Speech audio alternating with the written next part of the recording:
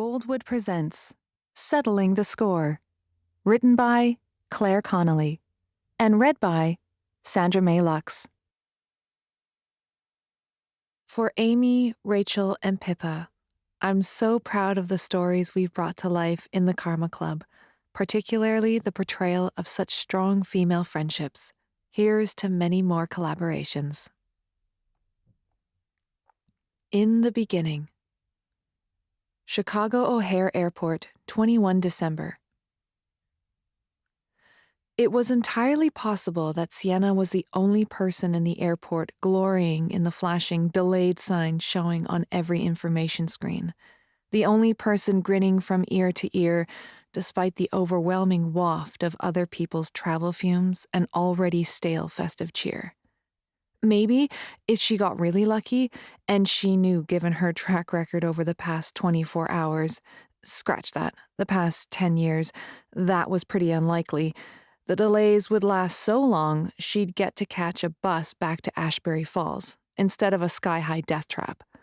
Except that would mean being home late and disappointing her sort of stepdaughter Melanie. No way would she risk that by giving into something as childish as a fear of flying. Nonetheless, she'd definitely take the reprieve of a slight delay. Pulling her bag over her shoulder, she made her way deeper into the cavernous airport lounge, way too full of people, Christmas carols, baubles, and raised voices. And yes, even here, in delayed flight hell, there he was. Aiden Perfect Teeth Carter. She stared at his bright, shiny picture, illuminated by 1,000 LED globes behind it, and had an urge to pull the chewing gum from her mouth and whack it right between his two perfect eyes. His, "I'll promise you the world, then rip it away" eyes. His, "You can trust me with all your secrets" eyes. Or better yet, his, "I'll always be here for you" lying lips. She reached towards her mouth to do just that when the image changed to one of a little girl opening a Christmas present. Aiden's picture might have been gone, but he was burned into her brain. Though she hadn't seen him in the flesh for a decade, she saw him every damned where, and on this day, of all days, she was sick of it. Stuff a delayed flight. That was the reprieve she really needed, a break from him. Even now, 10 years and a pretty serious, albeit failed, relationship with someone else later, how did this one guy still have the ability to put her in a bad mood? She forced herself to focus on the falling snow outside, so fast and furious it reminded her of the snow globe she'd got as a kid. She'd love to shake it as hard as she could and watch the whirling white fuzz surround the little church in the middle. For some reason, it had made her feel cozy. It had made her feel safe. But even that memory was tainted by Aiden. Aiden in her room, looking at her stuff like it was some kind of museum or tribute to the greatest person on earth, asking her questions that made her feel so special and valued. Aiden shaking the snow globe and studying it, talking about churches and weddings as if that was their future. Aiden who'd lied like most men breathed. Her gaze drifted to the airline help desk. A queue snaked from one side of the concourse to the other and then back again, and the airline staff looked like they'd happily give their right arms to be anywhere but here, dealing with anything but this.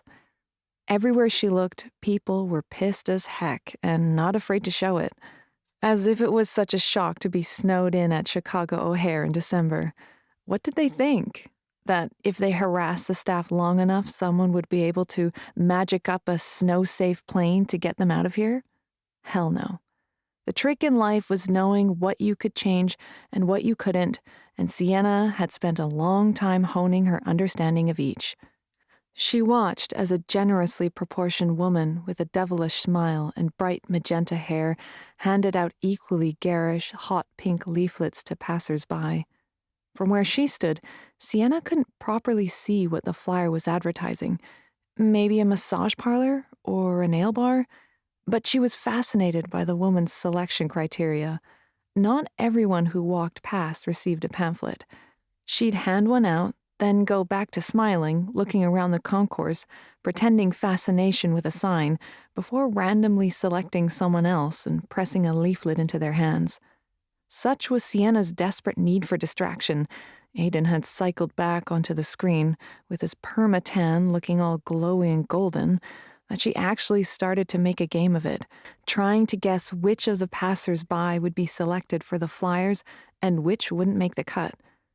When she started to lose interest and walk off in search of somewhere to sit for a while, a little girl, around 11, came out of nowhere and ran right into Sienna's legs. Sienna instinctively reached down and steadied her, smiling. "You okay, hon?" The little girl looked embarrassed, just like Melanie would have at that age. "Yeah, whoops. Sorry, my brother, he's chasing me." She had to give credit to anyone who'd try to play tag in an airport as crammed as this.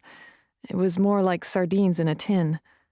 The little girl ran off, and a woman rushed by, not connected to the girl, but in just as much of a hurry as if she was also in their game. She stood on Sienna's foot with the spike of her heel.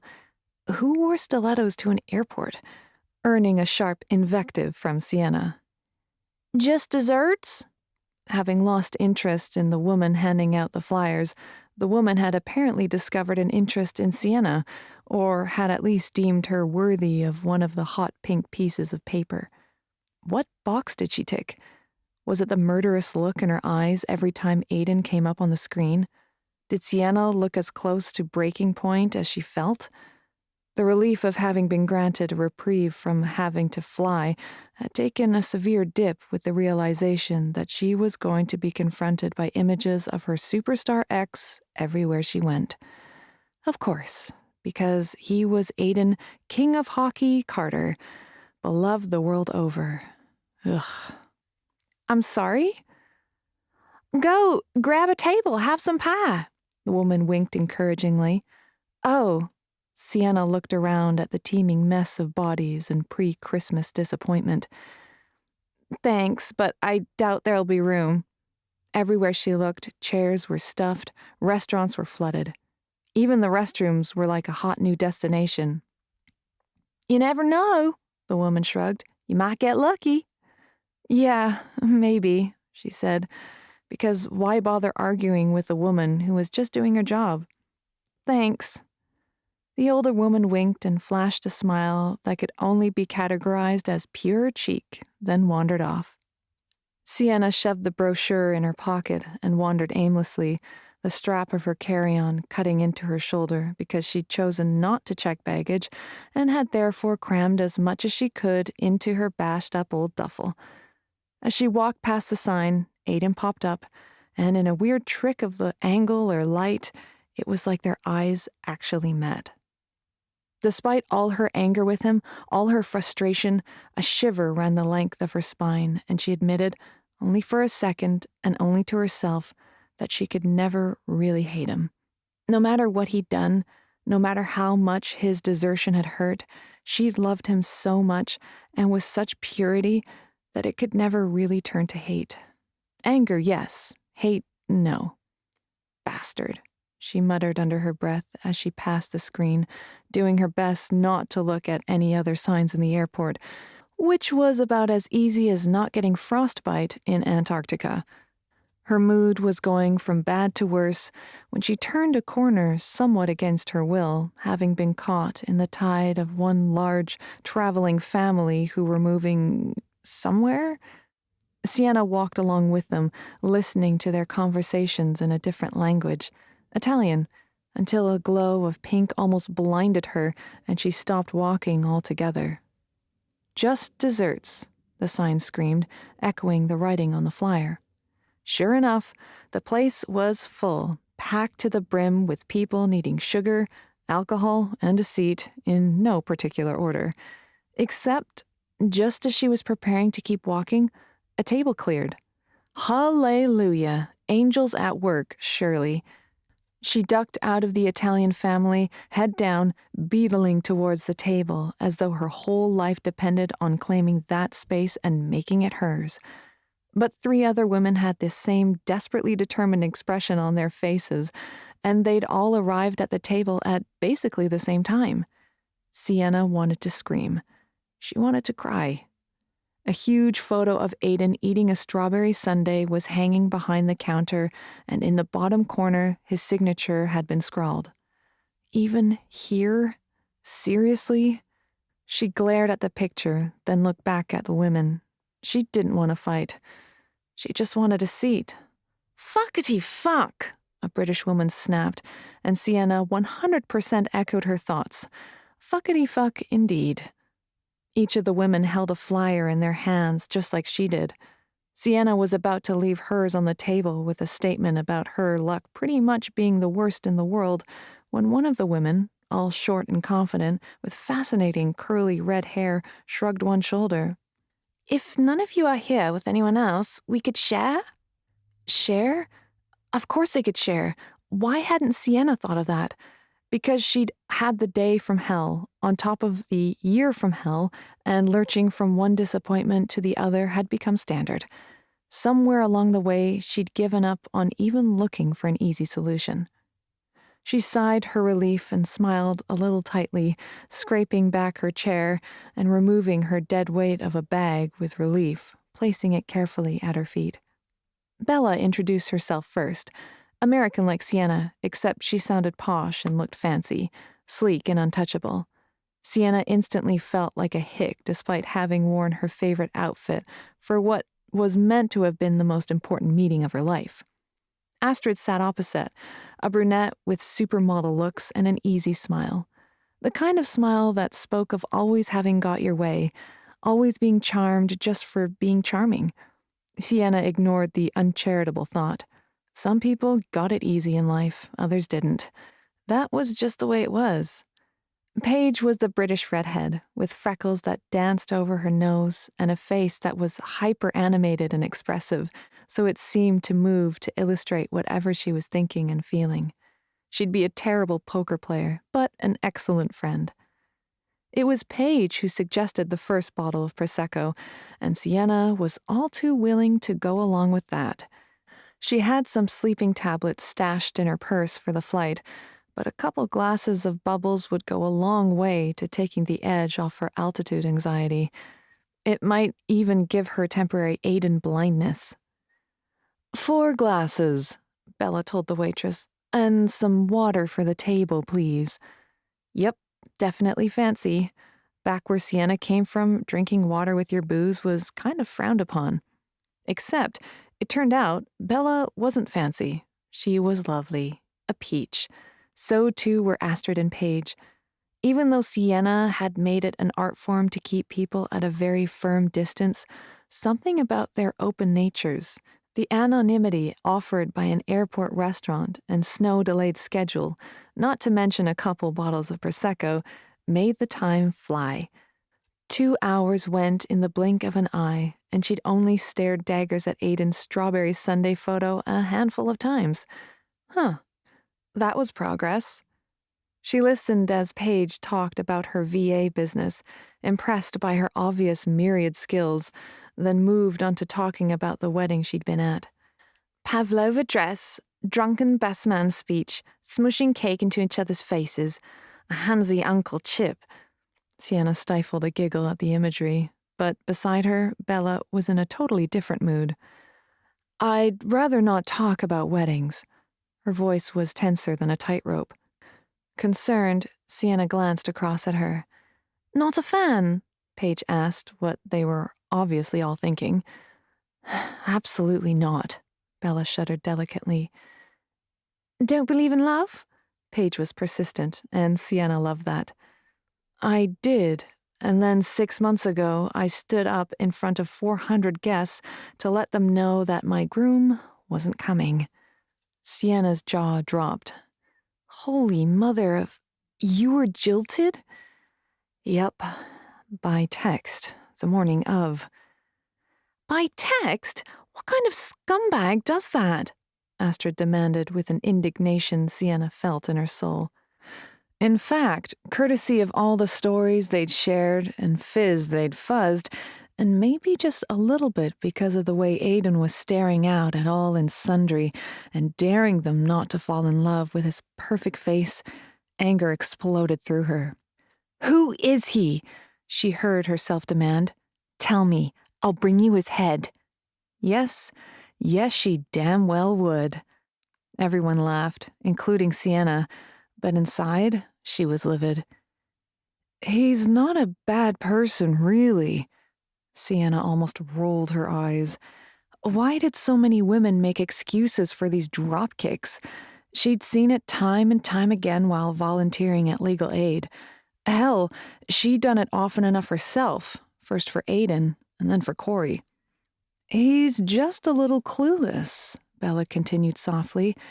"Had everything handed to him on a silver platter. He's a bit of a Peter Pan, and I made the classic mistake of thinking that it would be different with me, that I could change him." Sienna puffed out a defensive sigh and tried to soften her tone, even though she was pretty sure her expression was set to DEFCON 1. "Doesn't excuse him leaving you standing at the altar." "No, it doesn't. That was truly a low act." "Yes, it was." "Well," Astrid leaned closer to Sienna, "you can string mine up." Maybe she sensed that Sienna was now simply baying for, if not blood, a little payback. "You were jilted as well?" "No.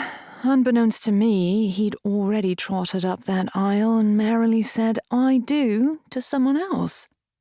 "So he turned you into the other woman?" "Too right he did.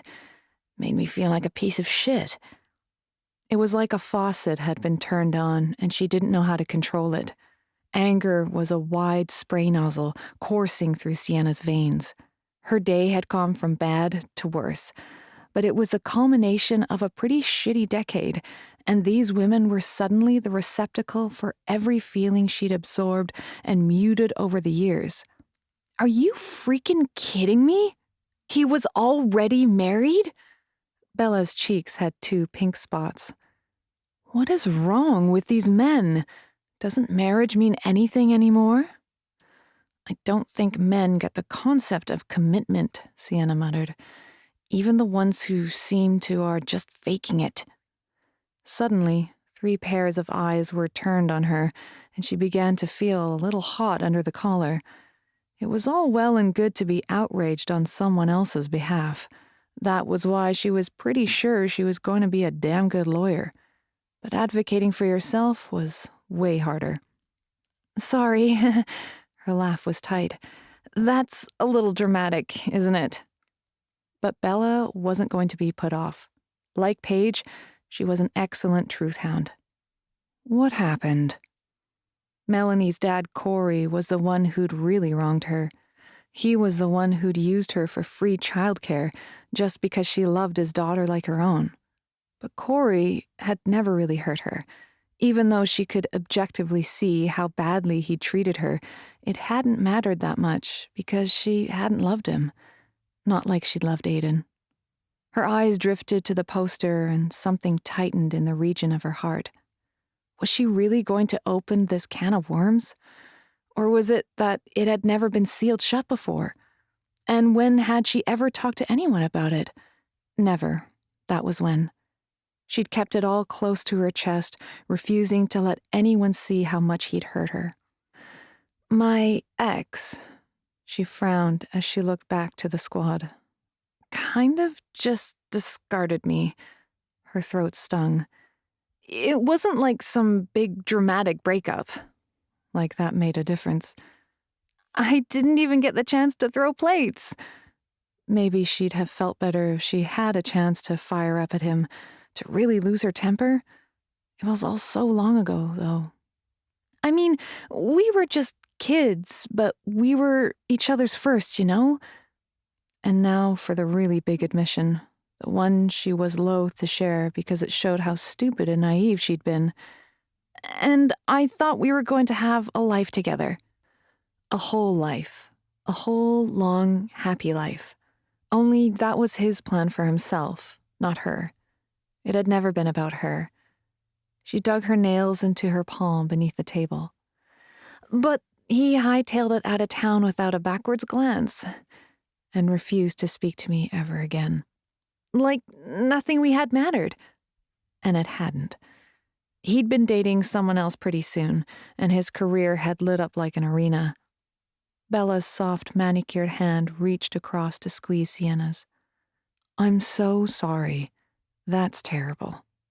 Sucks ass, Astrid agreed in a tone that actually made Sienna laugh despite everything. God, she needed to stop thinking about Aiden. Her eyes swept across the table, studying her new friends. What was it about these women that had inspired her to open up? Why this group? Why now? But Paige had been conspicuously quiet during the my ex is worse than your ex conversation, which only made Sienna wonder. Can I bring you anyone's head? She wasn't actually about to go out and hunt these guys down, but it was fun to imagine for a moment that such power, fueled by Prosecco, was within her grasp. Paige hesitated, her lips parting a little, and Sienna wondered if she was going to change the subject or say something like, I'd rather not talk about it. But then she leaned in a little and lowered her voice. I broke up with my ex, Harvey, after a brief, intense relationship, and then he posted naked pictures and videos of me online. Sienna cursed inwardly, the really bad words that her Meemaw would have strung her up for saying. He'd taken them without my knowledge or consent. Sienna gasped and then clamped a hand over her mouth when several heads turned their direction. Revenge porn? She hissed, her eyes spitting chips. Paige nodded, her cheeks pink.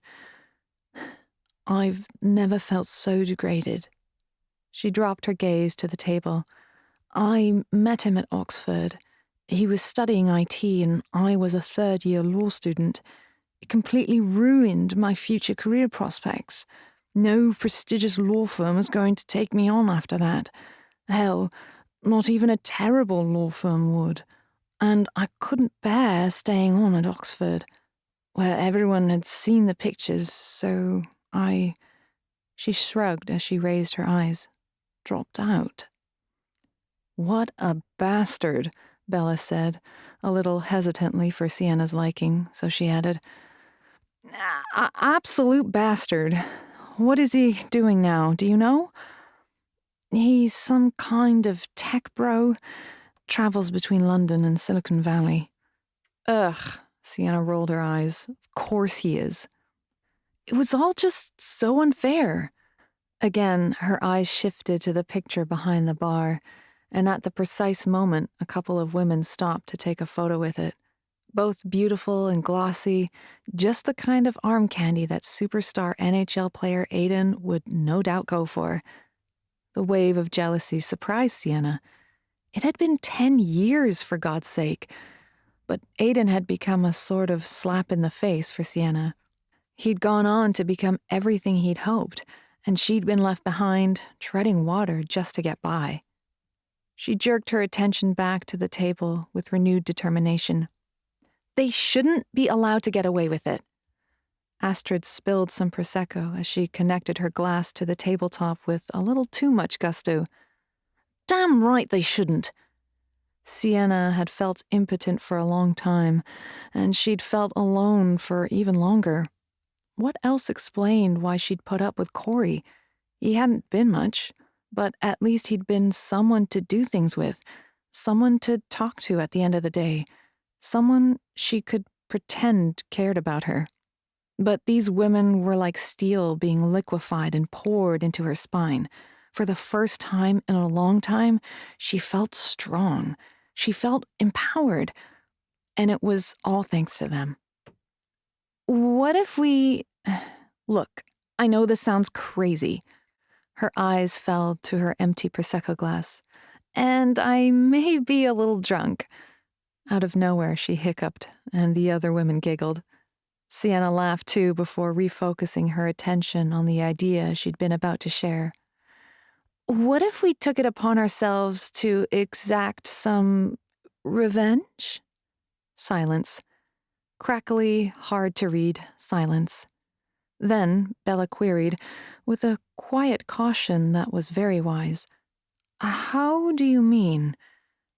I don't mean murdering them or anything, Sienna clarified quickly. She'd been visiting her dad in prison every Saturday for more than 9 years and was determined never to see the inside of a jail cell herself. I mean, look, these guys have had everything go their way, right? They got to walk all over us, or walk out on us. Why should they just get to live their best lives while we're picking up the remnants of ours? Astrid's excitement was visible. Yes, I like where this is heading. Sienna nodded. Why not have a little fun at their expense? Bella, though, was still wary. What kind of fun? Nothing serious, Sienna promised, the idea bursting in her mind like fireworks. Stuff that would inconvenience them, that we can all have a laugh over, like... She racked her brain, trying to think of something suitable. Signing them up to hundreds of mailing lists, or putting a dead fish in their wheel hubs. Buy them a cow and have it delivered. Switch out their clothes for a size or two smaller. Change all the names in their phone contacts to Dr. Seuss. That kind of thing. She felt the collective stares of the group and wondered if she sounded as though she'd lost the plot. Wow. Paige, though, sounded truly impressed. Scared, but impressed. Remind me to never get on your bad side. Some of those things would require us to get close. Bella picked up the threads of the idea. They'll know it was us. There's no way we'd get away with it. But Sienna, an expert at reading people, could tell from her tone that she was in. She was working out the kinks, but in a way that showed how much she wanted this to happen. Confidence lurched inside Sienna. She hadn't lost the plot. She damn well found it for the first time in a decade. In a migraine-inducing pink bar in an overcrowded airport, but so what? That's why we picked someone else's ex. The other women went deadly silent. Sienna could almost hear their cogs turning. It's an excellent plan. Astrid was the first to speak. So good, I wish I'd thought of it. Bella nodded. Me too. Very Machiavellian. Paige was the holdout, the last juror to be convinced. Okay, she said slowly, evidently still thinking, maybe. Astrid, though, was already taking Paige's acceptance as a foregone conclusion. Who would you pick? Her excitement was contagious, and Sienna knew exactly who she wanted to crush like a vile little bug. Harvey the Horrible. That rat deserved to pay big time. If he spends time regularly in the U.S., I'm sure I'll be able to figure out something. You? Astrid was also quick to reply. I take your heartbreaker. Any guy who'd just walk out on a sweetheart like you deserves to be played a little. And I take your cheating married bastard ex, Bella threw out there, which leaves you with Ollie. She turned to Paige, tapping the side of her lip thoughtfully. And that's perfect, because he slunk back to England after the wedding, to his dad's place in Cornwall. How's your sitting schedule for the new year? Paige's eyes were deer in the headlights wide. I have a few things lined up in Jan, Feb that aren't set in stone. I have a month-long gig in Edinburgh starting in March. She looked at the three of them, her lips parting softly. Is the place big enough for two? Yes, it's very spacious, Bella promised. And right on the beach. Paige tilted her head to the side. How would he feel about a guest? Bella looked like all her Christmases were coming at once. He does like his privacy. I know exactly how he feels, Paige muttered with a hint of an eye roll before shaking her head, as if to clear the cobwebs. I don't know. Are we really going to do this? Maybe it's just the alcohol talking. Good point. Bella's smile slipped. There was no lack of certainty with Astrid, though. Well, I sure as hell am. I don't know about you, but I'll sleep a little better knowing horrible Harvey is getting his comeuppance. Paige's face briefly crumpled with emotion, as though she wasn't used to having people go to bat for her, which only made Sienna more determined. Look, she said, gently, seriously. This only works if we all agree, and nobody should feel pressured into doing it if it doesn't sit right. Bella hit her glass to the table a little emphatically.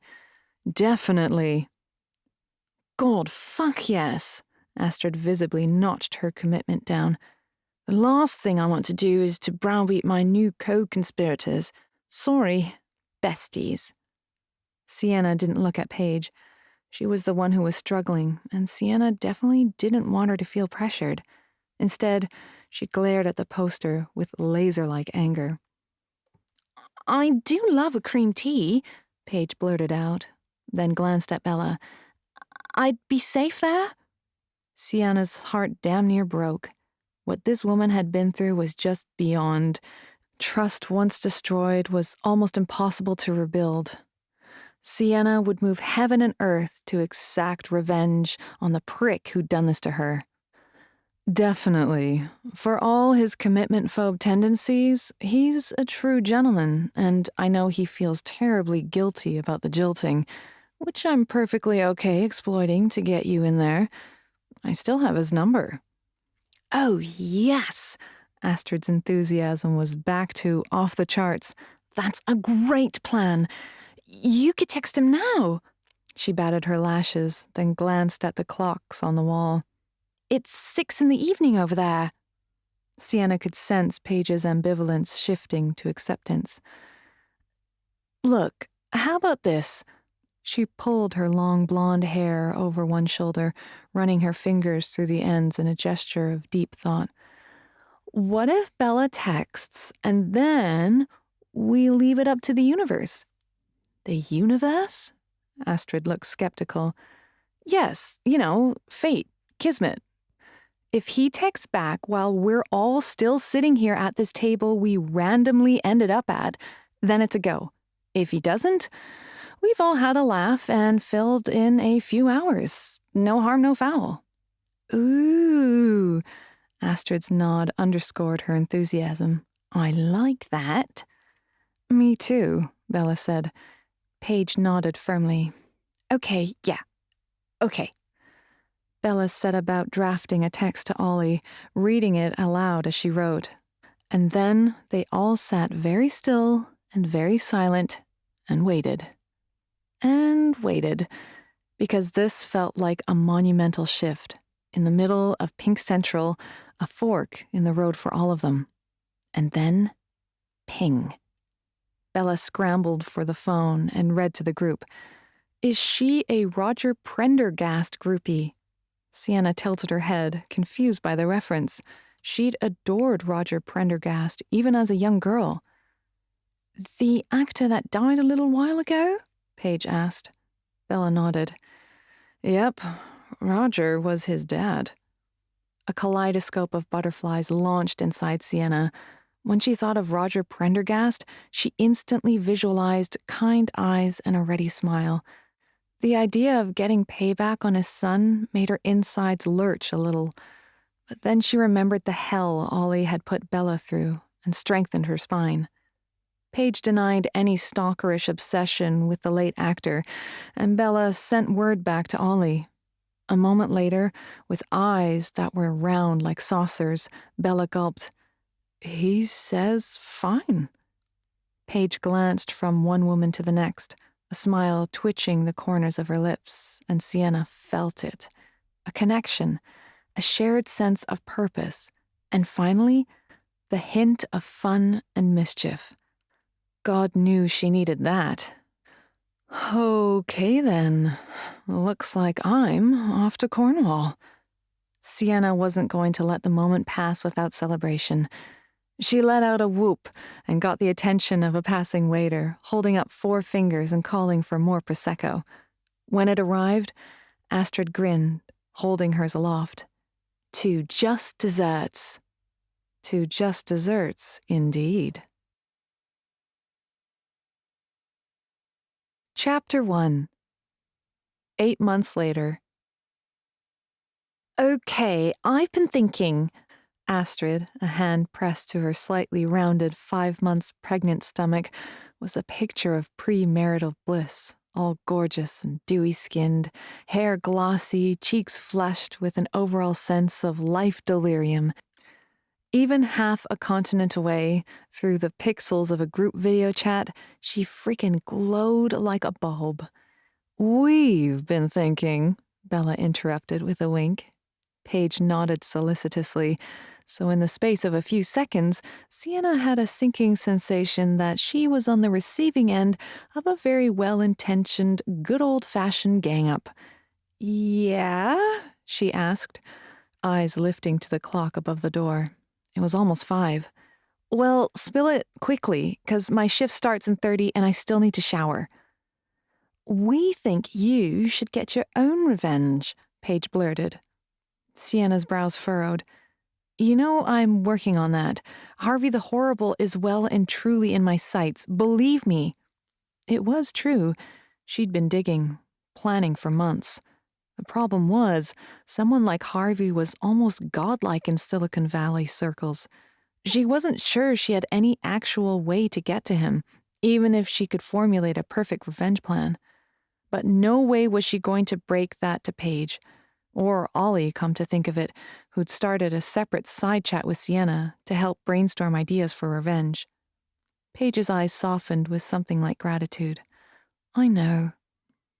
I mean it. I'm going to get him. If only she could work out how. This guy was like some kind of digital fortress, or royalty. Even gaining access to him was almost impossible, but Sienna was determined not to fail. The rat bastard deserved whatever comeuppance Sienna could dish out. Anyway, Paige said, that's not what we mean. No? Nope, Astrid shook her head. Sienna's brows lifted.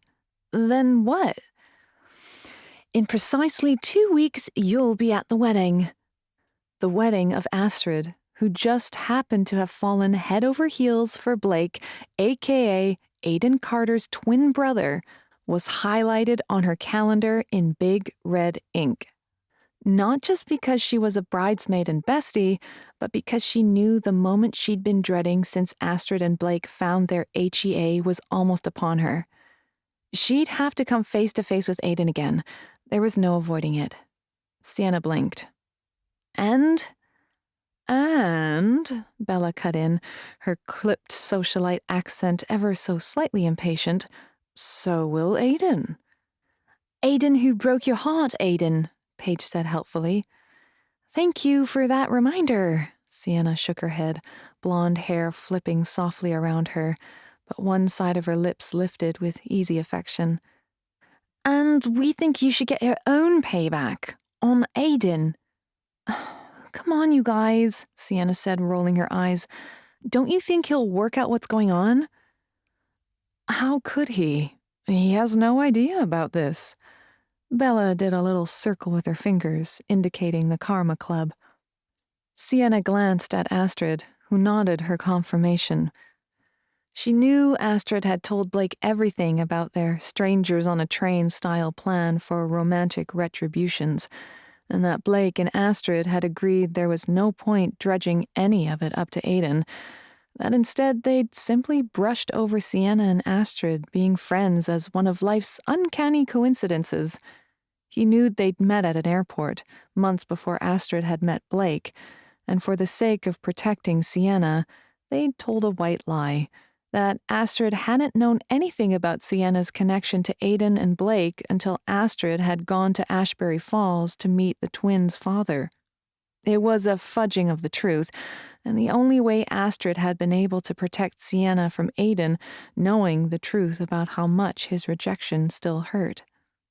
It's just a bit of harmless fun, Paige assured her. Nothing sinister, Bella chimed in. Blake thinks it's a good idea, Astrid promised, almost sealing the deal. Sienna sat up a little straighter as a litany of ideas floated through her mind. bleaching his wedding tux right before the ceremony, or putting laxatives in his slice of cake, or smearing his shoes with doggy poop, or... But it's your wedding. She stopped her thought train hard in its tracks to address the effervescent Astrid. I can't do anything that will mess it up. I would never do that to you, or Blake. That's not exactly what we're suggesting, Bella insisted, leaning a little closer to her screen, coffee cup in hand. Let's cut to the chase, she began, and Sienna couldn't help holding her breath as Bella began to outline their well-developed plan. Which was how, almost 2 weeks later, Sienna found herself in one of Manhattan's premier spas, surrounded by the Karma Club mayhem makers, the women she'd randomly met at an airport the December prior, and somehow become ride-or-die besties with over the space of a few hours, and several bottles of bubbles. Their bond had only got stronger since that one fateful meeting, despite the fact this was only one of a few times they'd actually been face-to-face since that night. Traveling wasn't easy for Sienna. She scrimped and saved everything she earned to cover her living expenses and pay off her degree. Without a little help from her friends and their air miles, she would have struggled to make any of the previous trips. This, though, wasn't just an ordinary trip. It was Astrid's wedding, and there was nothing she wouldn't do for her, or any of these girls, even submitting to a total glam-up. So her hair had been foiled and trimmed, given some kind of weird treatment that smelled like buttercream frosting, so even though she knew she shouldn't and couldn't eat her own hair, it was making her ravenous for all the sweet things anyway. Her face and body had both been slathered in mud-like mixtures. Her slender limbs had been wrapped in kelp, then exfoliated by an army of women who kept exclaiming over how wonderful everything was making her look. Who needed a fairy godmother when there was the makeover mafia? It was, Sienna decided, if not precisely torture, pretty damn close to it. For a woman who'd always been more comfortable knocking around in a pair of faded jeans and a tee, this level of beauty preparation made her head spin. Not to mention being glued to a seat for well over an hour while several technicians did her fingers and toes. Even her eyebrows had been whipped into submission. Thank God she was naturally tanned and therefore escaped the little bit of bronze one of the beauticians was determined to administer. Astrid had evidently taken pity on her at that point and suggested they have a drink by the pool instead, even if her own drink would be a mocktail owing to her pregnancy. Much more my speed, Sienna confided, admiring the luscious green palms that grew from big white pots sprinkled around the swimming area. I know, it's grueling, Bella admitted, but totally worth it. You look $1,000,000. Sienna's lips pulled to the side. She had felt like one of her pseudo-stepdaughter Melanie's old Barbie dolls for most of the day. But the effects had, she grudgingly admitted, been worth it. Having spent several years pretending, even to herself, not to notice how glossy Aiden's girlfriends all looked, she had to admit she'd sort of morphed into one of them. I'm still me, she shrugged, looking down at the oversized robe that engulfed her petite frame. Yes, love, but also kind of new and improved. Astrid winked, before reaching down beside her seat and pulling out several large bags. Sienna didn't have to be a Vogue reader to recognize the couture brands. What are those? She couldn't keep the wariness from her voice. Think of them as your costumes, Astrid encouraged. Sienna stared at her friends blankly. For the wedding. I don't need a costume. She glanced from Astrid to Bella to Paige. 3 faces looked back at her with butter wouldn't melt expressions. It's not themed, right? Tell me it's not themed. Bella's laugh was good-natured. Did we or did we not agree that you are going to spend the whole weekend making Aiden absolutely drool at the sight of you? And wish he could go back in time and never walk out on you, Astrid added. And generally regret every single life decision of his since then, Paige chimed in. And then get him right where you want him, eating out of the palm of your hand, so you can be the one to walk away? Bella finished with a wide-eyed innocence that was all assumed. But you guys, come on. What? Paige demanded, indignation on her face. I thought you liked the plan. I do. I really do. I love you guys for thinking this could ever work, but I'm nothing to Aiden anymore. Just some girl he walked out on about 1,000,000 years ago. Paige snorted. More fool him. I'm serious. And haven't we learned that we're not exactly the master revenge getters we thought? It's taken me forever to get what I need on horrible Harvey. Genuine frustration tinged her voice because she tried so many avenues to get to Harvey and every time reached a dead end. She'd applied for an internship at his company, figuring she'd work out how to make that happen when and if she was accepted, only she hadn't been.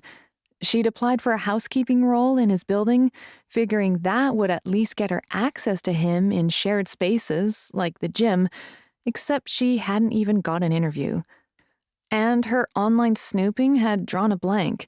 With little wonder. He was a tech genius. Of course he could cover his tracks. She needed to be able to make the bastard pay for what he'd done to Paige. Publishing sex videos of her online that she hadn't even known he'd filmed had almost ruined her life, and Sienna was determined to make him sorry. She pushed aside those thoughts for now, returning her attention to the discussion at hand. And you all fell in love with your targets. I didn't, Astrid was quick to supply. No, you just fell in love with his brother. And this time it's different, Bella said. Sienna arched a brow. How exactly? Well, for one thing, it's the first time we've done this all together. Yeah, Paige jumped onto the bandwagon. We were all sent out on our own to wage war. No artillery or support, just us. And we lost our way a bit. Or found it, Sienna pointed out archly. Or found it. Astrid's smile glowed as she added her agreement. Bella's eyes were a particularly delightful shade of silver. Paige's cheeks flushed pink. Sienna bit back a smile. And I'm thrilled for you guys, like deliriously over-the-moon delighted. But there's no way I'm heading for a happy ending with Aiden. That ship sailed when he smashed my heart into a gazillion pieces. We know, they said in unison, and it was only the smallest flicker of Astrid's lips that made her wonder if they actually believed her. Because they hadn't seen her then. Aiden had been the knight in shining armor she hadn't even known she needed, and she'd placed all her teenage trust in him, all of it. He'd thrown it back in her face like it meant nothing when she needed him to be by her side. Only a wound like that could explain why, more than 10 years later, she was still seething with rage. But you've got us, Astrid continued. We'll help you. Sienna bit into her lower lip. It tasted like honeycomb, courtesy of some scrub they'd used on it. Yeah, Paige nodded encouragingly. We'll make him wish he'd never, ever let you go. Cross my heart and— No, no, Bella interrupted with a giggle, lifting her drink in the air. On red velvet cakes. And just desserts.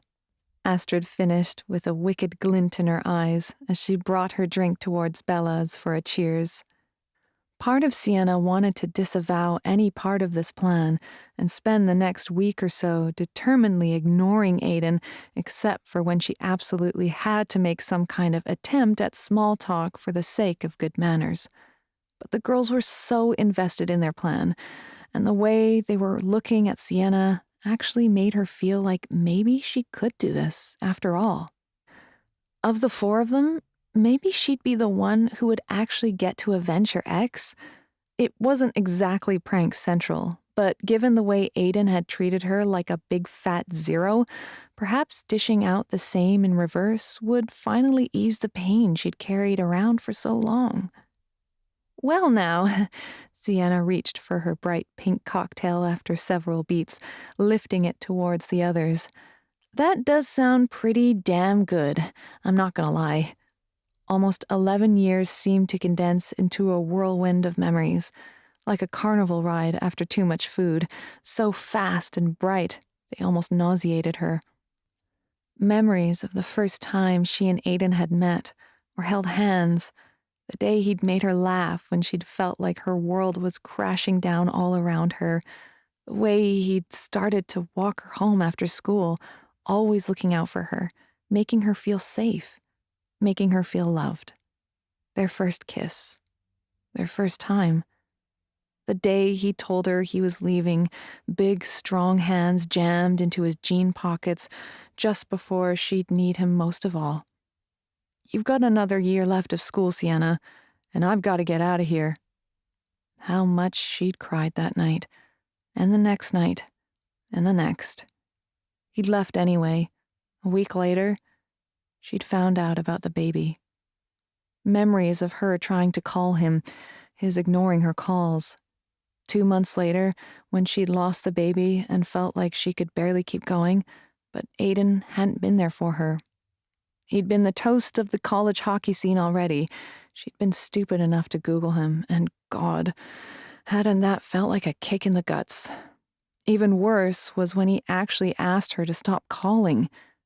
When he texted to tell her he just wanted a clean break, that she needed to understand they were over. He'd moved on, and so should she. That had stung. The idea of him being with other girls hadn't even occurred to her until then, but of course he'd moved on. Why shouldn't he? She blinked quickly, ignoring the familiar stabbing in the region of her heart. His betrayal had hurt like a bitch. The girls were right. If she could get a little payback all of her own, maybe she'd finally be able to put Aiden properly in her rear-view mirror, where he deserved to be. It wasn't like she could actually hurt him, but she could maybe dent his oversized ego just a fraction. Astrid, are you sure you're okay with this? I mean, it's your wedding, and this is Blake's brother. You know how I feel about Aiden, Astrid said, lifting one slender shoulder. Of course, she was one of those women who carried her entire pregnancy like a perfectly neat basketball, right at her front. But he hurt you, and you deserve to make him see what a mistake he made back then. Sienna nodded slowly. And Blake? What about Blake? He's down with this? Astrid glanced at Paige and Bella, a hint of pink in her cheeks. He doesn't want Aiden to get seriously hurt, she said, but a little bit of harmless fun is fine.